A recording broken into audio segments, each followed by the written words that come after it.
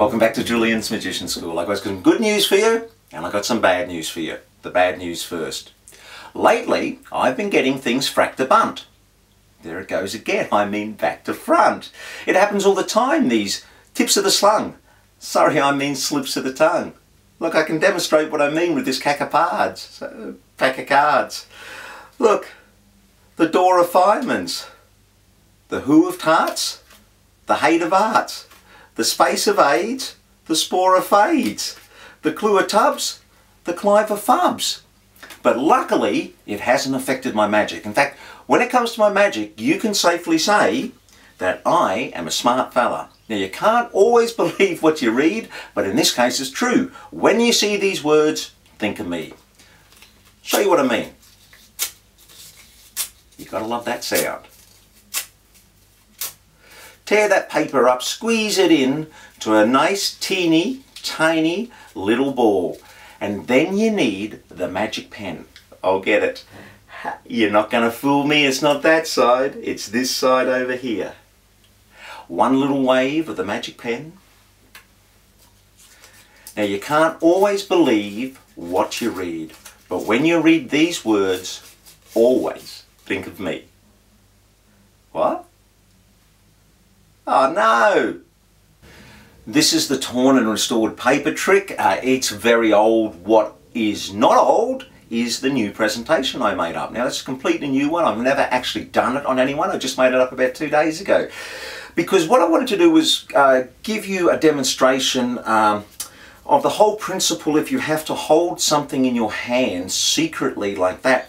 If you're just trying to hold it like that and you feel unnatural, I mean it just feels odd. So you need to have something in your hand, and if you've got something in your hand then it feels quite natural to secretly hold your hand like that, which is why magicians use magic wands a lot. Well, one of the reasons. So I came up with this idea, one thing led to another, of the idea of spoonerisms, of getting your words back to front. And that gave me a reason to hold these cards in my hand, so you can comfortably hold it like that. So if you go to my website, here, you can download this piece of paper and just cut these off. You can write them up yourself, you don't have to do this, but if you do this, you've quickly got a stack of pre-made papers ready to go. So what you do is you get your one that says fart smeller and you fold it in an irregular fashion, so sort of, you know, bend it back and forth. You don't want to do it completely straight folded over, because it would look very odd if you opened it up and it was a neatly concentrated thing, particularly since you've just torn the paper in an irregular fashion. And you sort of leave these two little wings on the end that you can grab onto, and you hide that in your fingers in what's called a finger palm there. If your hands are a bit smaller, you can fold that in half, another fold, not a problem. Hold it there and you're ready to go. So now if you pick these cards up, you can naturally hold your hand like that. So go through the story and like I told you, and show the cards, and then you pick up your piece of paper that says smart fella and you go into the paper tear. So you're tearing that, give it a fold, give it another fold, and then push it into your hand. And what you're doing is actually just rolling it back and pushing it on top of that little packet.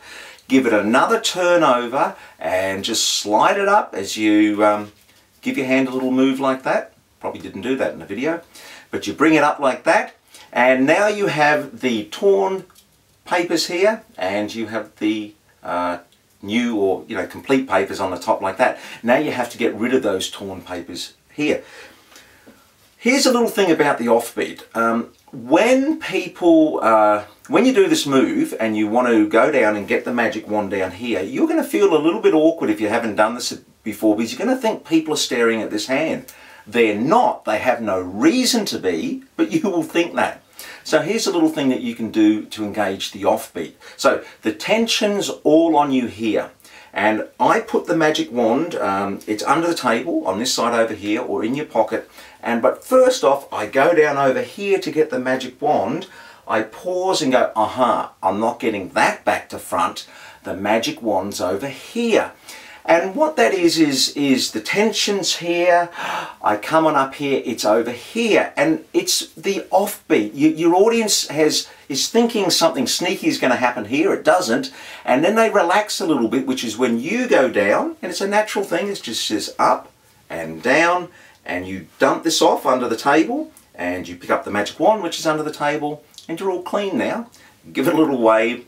When you open this, just have a quick peek to make sure you've got it up the right way, and try to pull the end that's got the fella first. So that way it's a bit of a slow reveal on the actual gag of the words going back to front there.